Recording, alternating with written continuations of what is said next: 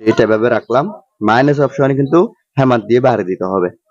তো এরকম একটি ছোট ফ্ল্যাট স্ক্রু ড্রাইভার নিলাম, এভাবে রাখলাম, উপর থেকে বাড়ি দিব। সুন্দর দেখেন আমি উপর থেকে বাড়ি দিয়েছি। আসসালামু আলাইকুম রহমতুল্লাহি ওয়া বারাকাতুহু। আজকে আমরা আলোচনা করব একটি চাইনা টর্চ লাইট কিভাবে রিপেয়ার করতে হয় এবং এই টর্চ লাইটটি জ্বলতেছে না কেন, এই টর্চ লাইটের সমস্যা কি, আমরা সবকিছু একদম ক্লিয়ার ভাবে বুঝবো এবং রিপেয়ার করব। সো বন্ধুরা, আমাদের টর্চ লাইট রিপেয়ার করার জন্য আমাদের সর্বপ্রথম কাজ হচ্ছে টর্চ লাইটটি খুলতে হবে। এজন্য আমরা টর্চ লাইটটি খোলার জন্য চেষ্টা করব। সামনের অংশ আগে খুলে ফেলবো। সামনের অংশ আগে খুলে এরপরে আমরা ব্যাক সাইডে দেখবো স্ক্রু আছে কিনা। এই টর্চ লাইটের মধ্যে স্ক্রু দেওয়া নাই, এই জন্য নাই, কে খুলে ফেলছে সেটা জানি না। স্ক্রু দেওয়া থাকলে কিন্তু স্ক্রু খুলতে হতো, কিন্তু এখন যেহেতু স্ক্রু দেওয়া নাই, তাহলে আমরা এভাবে টর্চ লাইটের দুইটি পার্ট প্লাস্টিক আলাদা করে ফেলবো। দুইটি প্লাস্টিক আলাদা করে এখানে দেখতে পাচ্ছেন একদম সিম্পল তিনটি জিনিস। একটি হচ্ছে ম্যাগনেট, আরেকটি হচ্ছে সার্কিট, আরেকটি হচ্ছে একদম ছোট রিচার্জেবল ব্যাটারি। সো বন্ধুরা, এই টর্চ লাইটটি জ্বলতেছে না, টর্চ লাইটটি জ্বলতেছে না এবং আমি দেখব এতটুকুর মধ্যে চার্জ হচ্ছে কিনা। চার্জ হচ্ছে কিনা এটা একটু দেখবো, কারণ অনেক সময় চার্জ না হওয়ার কারণে সমস্যা হয়ে থাকে।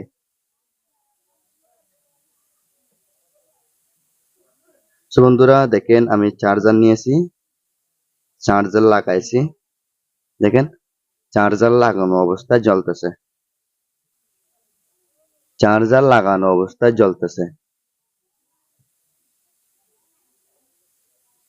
কিন্তু চার্জার খুললে জ্বলে না। দেখেন চার্জার খুলে ফেলছি, জ্বলে না।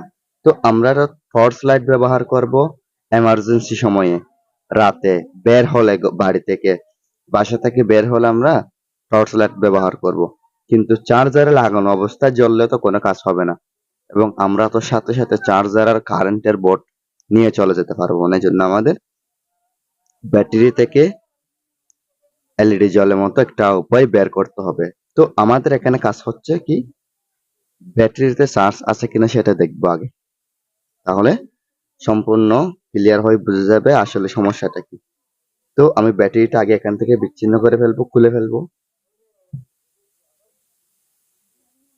এরপরে দেখবো অন্য কোনো সমস্যা আছে কিনা সেটা। এবং দেখেন আমি আমার ব্যাটারিটা খুলে ফেলছি, এখন এটা দিয়ে আমরা চেক করে দেখতেছি। দেখেন ব্যাটারিতে চার্জ নাই।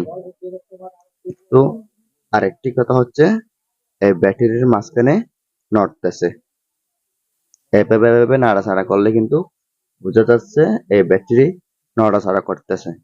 ব্যাটারির মাঝখানে যে ব্যাটারির প্লেট আছে, এই প্লেটটি নড়তেছে, এজন্যই আমাদের ব্যাটারিটি চার্জ দিচ্ছে না। এজন্য আমরা কি করব, এই ব্যাটারিগুলো প্রাথমিক পর্যায়ে হাতুড়ি দিয়ে বাড়ি মারলে কিন্তু ঠিক হয়ে যায়। প্রাথমিক পর্যায়ে হাতুড়ি থেরাপি দিলে, হ্যামার দিয়ে বাড়ি দিলে এই ব্যাটারি ঠিক হয়ে যায় প্রাথমিক পর্যায়ে। আমরা তাহলে প্রাথমিক পর্যায়টা করে দেখব, হাতুড়ি দিয়ে বাড়ি দিয়ে দেখব, যদি হয় তাহলে হবে, না হলে আর সমস্যা নেই, আমরা ব্যাটারি পরিবর্তন করে ফেলতে হবে।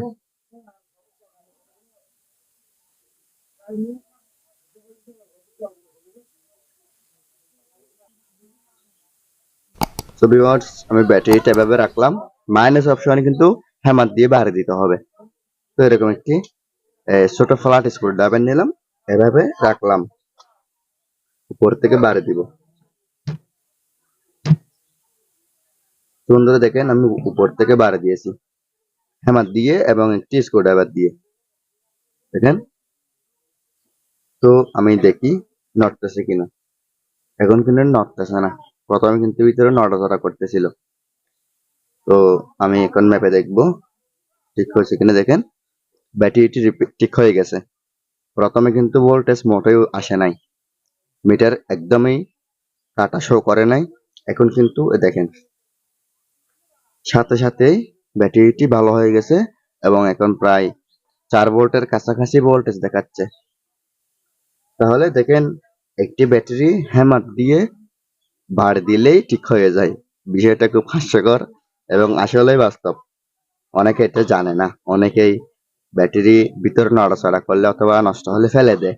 আমরা কিন্তু যে ব্যাটারিগুলো ভিতরে নড়াচড়া করবে ওই ব্যাটারিগুলো হ্যামার দিয়ে বার দিয়ে অনেক ব্যাটারি ঠিক করে ফেলতে পারবো। এটা খুব ইজি, এটা আপনারা নিজেরাই পারবেন। কিন্তু আবার এই সাইডে দিলে হবে না, এটা কিন্তু পজিটিভ সাইড। এই সাইডে দিলে কিন্তু হবে না, নেগেটিভ সাইডে দিতে হবে। দেখেন এই নেগেটিভ সাইডে বাড়ি দিতে হবে, অতিরিক্ত বাড়ি দিয়ে যাবে না কিন্তু। আবার অনেকে অতিরিক্ত বাড়ি দিয়ে এখানে ছিদ্র করে ফেলে, ছিদ্র করে ফেললে কিন্তু আর হবে না, ছিদ্র হওয়া যাবে না। এমনি জাস্ট ভিতর দিকে হালকা ঢুকিয়ে দিবেন, যে বাড়ি এই হ্যামার দিয়ে বাড়ি দিয়ে ভিতরের সাইডে হালকা ঢুকিয়ে দিবেন। দেখেন এই সিস্টেম। তো বন্ধুরা, আমার ব্যাটারি তাহলে ঠিক হয়ে গেছে। এখন আমি আপাতত এতটুকুর মধ্যে লাগিয়ে দেখতেছি, আমি তারগুলো লাগিয়ে দেখতেছি ব্যাটারিটি রিপেয়ার হয়েছে এবং ভোল্টেজ আসতেছে। এখন টর্চ জ্বলে কিনা এটা দেখব।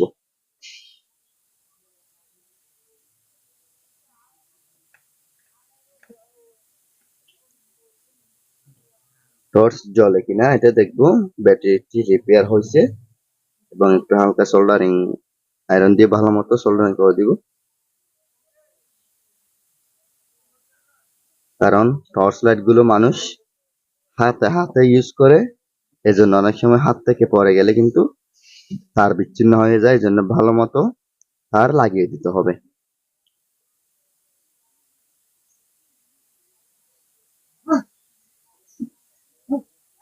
সো বন্ধুরা দেখেন নেগেটিভ আর পজিটিভ দুইটা কানেকশন লাগিয়ে ফেলছি।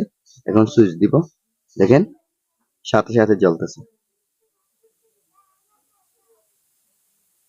শুধুমাত্র একটি হ্যামার দিয়ে বাড়ি দেওয়ার কারণেই ব্যাটারিটি রিপেয়ার হয়ে গেল, আমার একটি টাকাও খরচ হলো না। এই ব্যাটারিটি যদি নতুন কিনতে হতো তাহলে কমপক্ষে 60 টাকা থেকে 50 টাকা থেকে 60 টাকা খরচ হতো। কিন্তু এই ব্যাটারিটি একটি হ্যামারের বাড়িতে রিপেয়ার হয়ে গেল, ঠিক হয়ে গেল।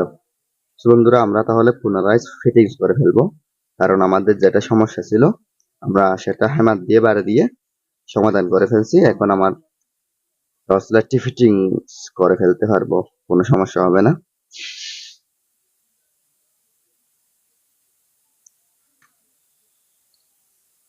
আপনারা একটা কথা খেয়াল রাখবেন, সেটা হচ্ছে টর্চ লাইট খোলার সময় যেভাবে খুলবেন ফিটিংস করার সময় কিন্তু সেভাবে ফিটিংস করতে হবে। এটা খেয়াল রাখবেন, যেভাবে খুলবেন ঠিক সেভাবে ফিটিংস করবেন। তো ভিউয়ার্স দেখেন খুব সুন্দর আলো দিচ্ছে এবং এই টর্চ লাইটে চার্জ হবে। প্রথমেই কিন্তু চার্জ হয়েছিল, এখনো চার্জ হবে। দেখেন চার্জ হচ্ছে। সো ভিউয়ার্স, একটি টাকাও খরচ হবে না।